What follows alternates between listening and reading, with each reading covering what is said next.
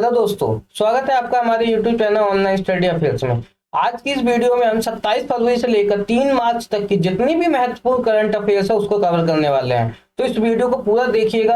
ये वीडियो आपके आने वाली जितनी भी आगामी परीक्षाएं हैं उनके लिए बहुत ही महत्वपूर्ण है। तो स्टार्ट करते हैं आज का टॉपिक। तो आज का पहला प्रश्न है कि 22वें विधि आयोग के अध्यक्ष कौन है जिसके कार्यकाल को हाल में ही 2024 तक बढ़ा दिया गया है। तो आंसर होगा ऋतुराज अवस्थी। ऋतुराज अवस्थी के कार्यकाल को 2024 तक बढ़ा दिया गया और ये 22वें विधि आयोग के अध्यक्ष हैं। ठीक है। और विधि आयोग का काम क्या होता है? जो विधि आयोग होता है उसको पुराने कानूनों की पहचान करने, उनके निरस्त करने तथा मौजूदा जो कानून है उसकी समीक्षा करने और जो भी आवश्यक परिवर्तन है उसका प्रस्ताव देने के लिए यह आयोग जिम्मेदार होता है। ये हमको ध्यान रखना है। अगला क्वेश्चन देखते हैं, 2022 में किस देश की प्रजनन दर दुनिया में सबसे कम है? मतलब ऐसा कौन सा देश है जिसकी जो फर्टिलिटी रेट है वो सबसे कम है? तो आंसर होगा दक्षिण कोरिया। जो साउथ कोरिया है उस देश की जो प्रजनन दर है वो सबसे कम है। कितनी है? 0.78%। ये हमको ध्यान रखना। और 2021 में इस देश की जो प्रजनन दर थी वो कितनी थी?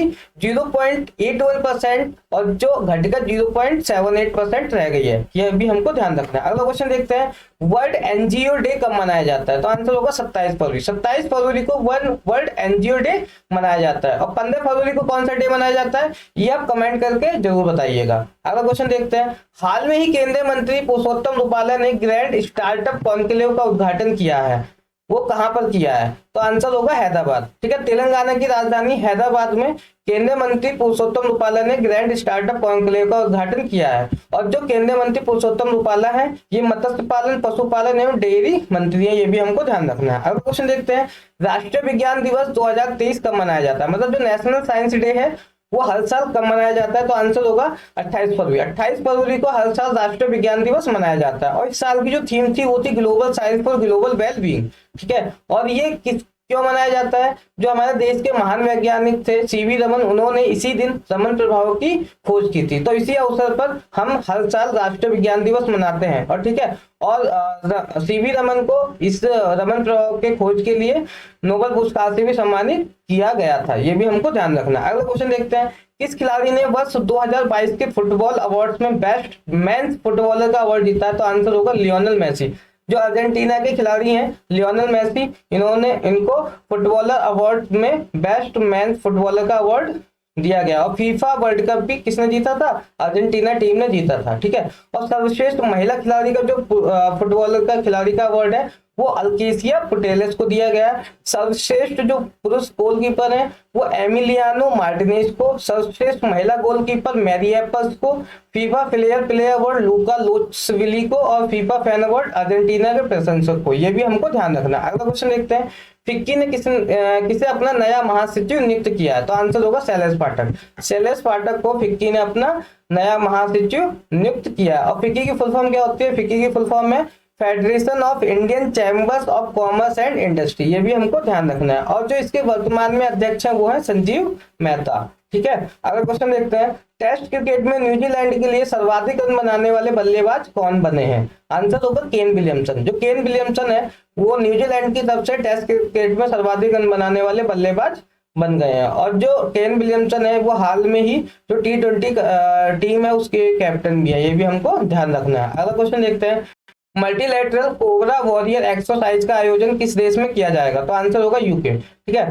तो यूनाइटेड किंगडम में जो मल्टीलेटरल कोबरा वॉरियर एक्सरसाइज है उसका आयोजन किया जाएगा। और इस एक्सरसाइज में इंडिया भी क्या करेगा? भाग लेगा। जो इंडियन एयरफोर्स है वो भी भाग लेगी। ठीक है। और ये एक्सरसाइज 6 मार्च से 23 मार्च तक आयोजित की जाएगी। अगला क्वेश्चन देखते हैं, हाल में ही महिला T20 वर्ल्ड कप में सर्वाधिक विकेट लेने वाली खिलाड़ी कौन बन गई? बहुत ही महत्वपूर्ण क्वेश्चन है ये। तो आंसर होगा शबनीम इस्माइल। जो शबनीम इस्माइल है ये एक दक्षिण अफ्रीका की खिलाड़ी है।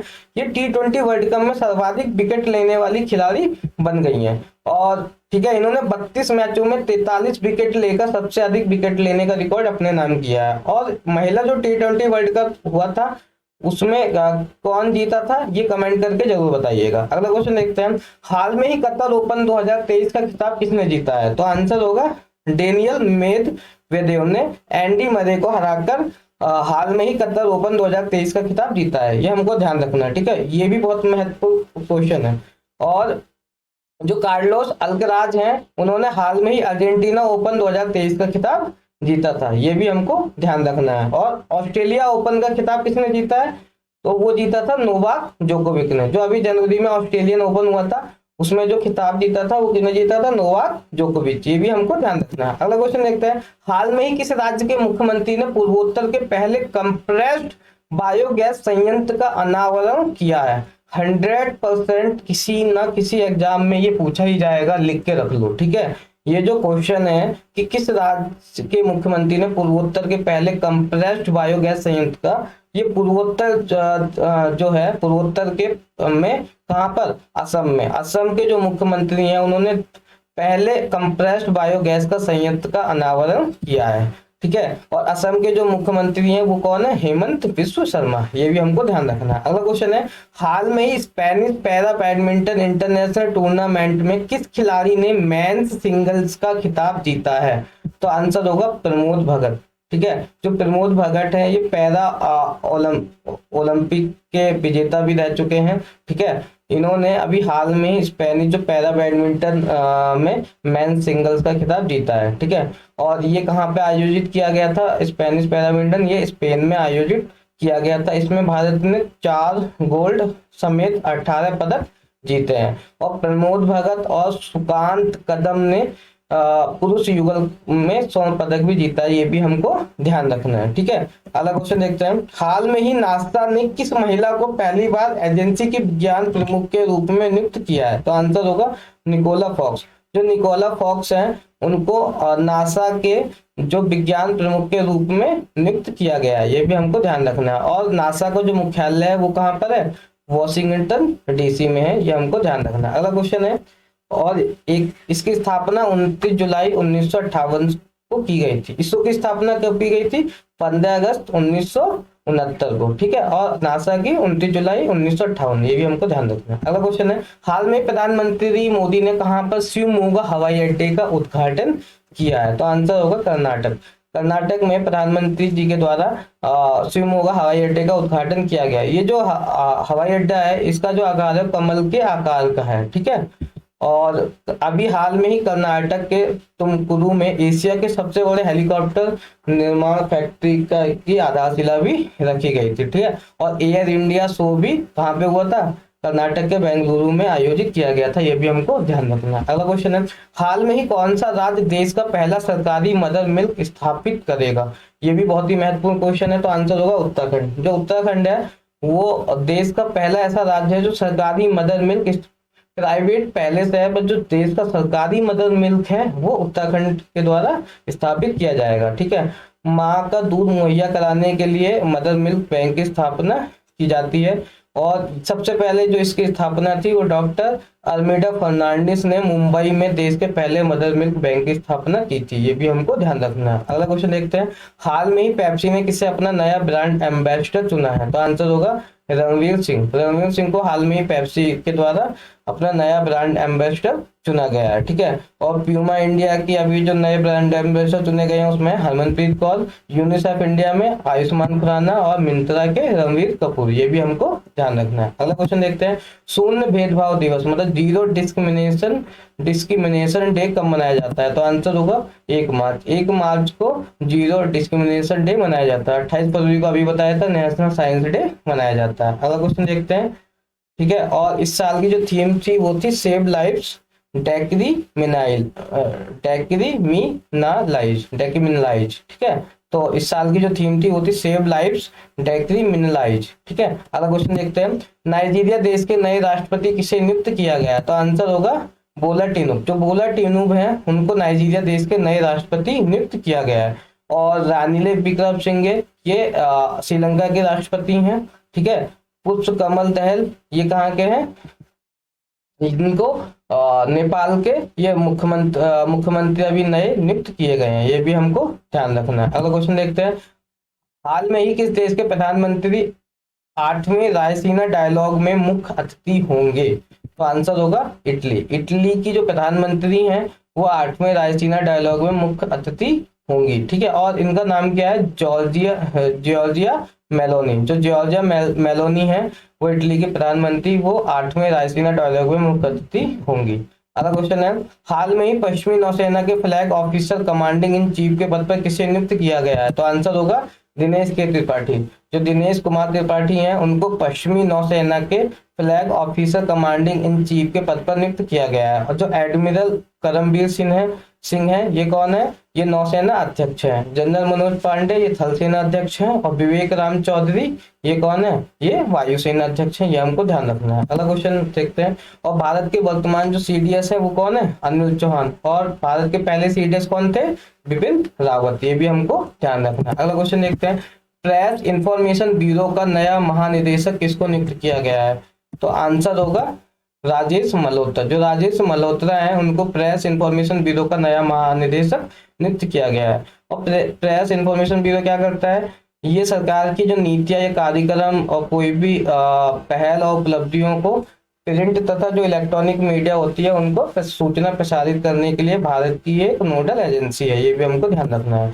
हाल में ही किसने नेशनल बैडमिंटन चैंपियनशिप का महिला एकल का खिताब जीता है? तो आंसर होगा अनुपमा उपाध्याय। जो अनुपमा उपाध्याय है उन्होंने नेशनल बैडमिंटन चैंपियनशिप का महिला एकल का खिताब जीता है। ठीक है। और जो थॉमस कप है वो भी बैडमिंटन से संबंधित है। ये भी हमको ध्यान रखना है। अगला क्वेश्चन है, हाल में ही आई मूडीज की रिपोर्ट के अनुसार 2023 में भारत की जीडीपी वृद्धि दर कितने प्रतिशत रहने का अनुमान है? तो आंसर होगा 5.5%। ठीक है। अगला क्वेश्चन देखते हैं। हाल में ही एंटी करप्शन वर्किंग ग्रुप की G20 की बैठक कहाँ शुरू की गई है? तो आंसर होगा गुरुग्राम, हरियाणा। गुरुग्राम हरियाणा, मतलब हरियाणा के गुरुग्राम में एंटी करप्शन वर्किंग ग्रुप की G20 की बैठक स्टार्ट की गई है। और G20 की अध्यक्षता कौन कर रहा है? अपना भारत देश इस वर्ष G20 की अध्यक्षता कर रहा है। अगला क्वेश्चन देखते हैं। हाल में ही किस देश ने सौर ऊर्जा को बढ़ावा देने के लिए इंटरनेशनल सोलर अलायंस के साथ समझौता किया है? तो आंसर होगा बांग्लादेश। ठीक है। तो बांग्लादेश ने सौर ऊर्जा को बढ़ावा देने के लिए इंटरनेशनल सोलर अलायंस के साथ समझौता किया है। और इंटरनेशनल जो सोलर अलायंस है इसका मुख्यालय कहाँ पर है? गुरुग्राम हरियाणा में। ये भी हमको ध्यान रखना है। हाल में ही कौन सी कंपनी दुनिया की सबसे बड़ी टेलीकॉम कंपनी बन गई है? तो आंसर होगा रिलायंस जियो। जो रिलायंस जियो है वो दुनिया की सबसे बड़ी दूसरी टेलीकॉम, इसमें गलत लिखा हुआ है। जो रिलायंस जियो है वो दुनिया की सबसे बड़ी दूसरी टेलीकॉम कंपनी बन गई है। और जो सिस्कॉम है वो दुनिया की सबसे बड़ी टेलीकॉम कंपनी है। तो याद रखना, थोड़ा मिस्टेक है यहाँ पे। जो रिलायंस जियो है वो दुनिया की सबसे बड़ी दूसरी सबसे बड़ी टेलीकॉम कंपनी बन गई है। अगला क्वेश्चन देखते हैं। भारत का पहला एयर कूल्ड कंडेंसर कहाँ स्थापित किया गया है? तो आंसर होगा गलत, इसमें आंसर है। ठीक है। ये झारखंड में किया गया है। कहाँ पे किया गया है? झारखंड में। जो भारत का पहला एयर कूल्ड कंडेंसर है उसको झारखंड में स्थापित किया गया। और ये जो एयर कूल्ड कंडेंसर है ये एनटीपीसी के द्वारा स्थापित किया गया है। ये भी हमको ध्यान रखना है। अगला क्वेश्चन देखते हैं। हाल में ही भारतीय वायुसेना ने किस देश में सिन्धु मैत्री अभ्यास में भाग लिया है? तो आंसर होगा जापान। ठीक है। तो भारतीय वायुसेना ने जो सिन्धु मैत्री अभ्यास है उसमें कहाँ पे भाग लिया है? जापान में भाग लिया है। और ये जो सिन्धु मैत्री अभ्यास है ये संयुक्त वायु अभ्यास है भारत और जापान के बीच में। ये भी हमको ध्यान रखना है। अगला क्वेश्चन है। हाल में ही कहाँ पर 2 दिवसीय बाजरा महोत्सव का आयोजन किया गया? तो आंसर होगा भोजपुर। ठीक है। तो बिहार के भोजपुर में 2 दिवसीय बाजरा महोत्सव का आयोजन किया गया है। और आज का लास्ट क्वेश्चन है कि हर साल विश्व वन्य जीव दिवस मतलब वर्ल्ड वाइल्ड लाइफ डे कब मनाया जाता है? तो आंसर होगा 3 मार्च। 3 मार्च को हर साल वर्ल्ड वाइल्ड लाइफ डे मनाया जाता है। और इसकी जो थीम थी वो थी partnership for wild life conservation. क्या थी? Partnership for wild life conservation. तो ये आज का वीडियो आपको कैसा लगा? ठीक है। तो प्लीज कमेंट करके बताइएगा। अच्छा लगा हो तो हमारे चैनल को सब्सक्राइब कीजिए, वीडियो को लाइक कीजिए। धन्यवाद। जय हिंद, जय भारत।